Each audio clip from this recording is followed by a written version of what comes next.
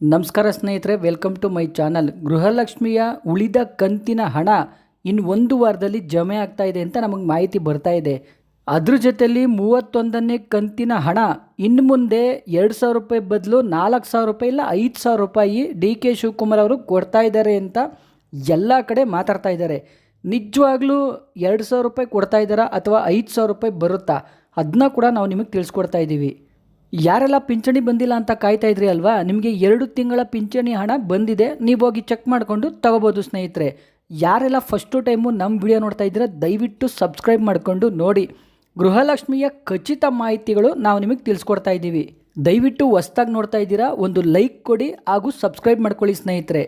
ನೋಡಿ ಸ್ನೇಹಿತರೆ, CM ಸಿದ್ದರಾಮಯ್ಯ ಸಾಹೇಬರು ಇದ್ದಾಗ 2023 ಆಗಸ್ಟಲ್ಲಿ ನಿಮಗೆ ಗೃಹಲಕ್ಷ್ಮಿಯ ಮೊದಲನೇ ಕಂತಿನ ಹಣ ಬಿಡುಗಡೆಯಾಗಿತ್ತು. ನೋಡಿ, ಅದೇ ಥರ ಹಬ್ಬ ಬಂದಾಗ ಅಥವಾ ಎಲೆಕ್ಷನ್ ಬಂದಾಗ ನಿಮಗೆ 2,000 ರೂಪಾಯಿ ಹಣ ಬರ್ತಾ ಇತ್ತು.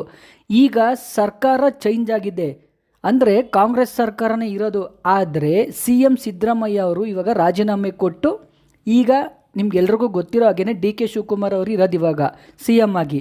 ನೋಡಿ, ಅವ್ರು ಏನು ಹೇಳ್ತಾ ಇದ್ದಾರೆ ಅಂದರೆ ಬಯೋಮೆಟ್ರಿಕ್ಕು ಕಡ್ಡಾಯ ಮಾಡಿದ್ದಾರೆ.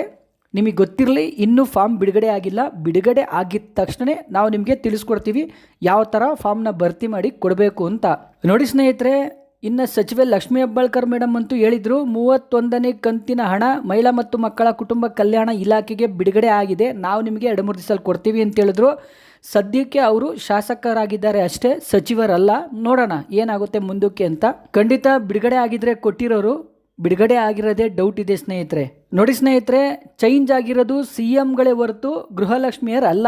ನೆನಪಲ್ಲಿ ಇಟ್ಕೋಬೇಕಾಗಿರೋದು ಸರ್ಕಾರ ಏನು ಹೇಳಿದೆ, 5 ವರ್ಷ ಕೊಡ್ತೀವಿ ಗೃಹಲಕ್ಷ್ಮಿಯರಿಗೆ 2,000 ರೂಪಾಯಿ ಅಂತ, ಖಂಡಿತ ಅದೇ ಥರ ಕೊಡಬೇಕು ಸ್ನೇಹಿತರೆ. ಪ್ರತಿ ಮನೆಯ ಮಹಿಳೆಯರಿಗೆ 2,000 ರೂಪಾಯಿ ಕೊಡ್ತೀನಿ ಅಂತ ಹೇಳ್ಬಿಟ್ಟು ಸರ್ಕಾರ ಅಧಿಕಾರಕ್ಕೆ ಬಂತು, ಅದೇ ಥರ ಕೊಡಲಿಲ್ಲ. ಆದರೂ ಮನೆ ಒಡತಿ ಅಂದ್ಬಿಟ್ಟು 2,000 ರೂಪಾಯಿ ಕೊಡ್ತಾಯಿದ್ರು.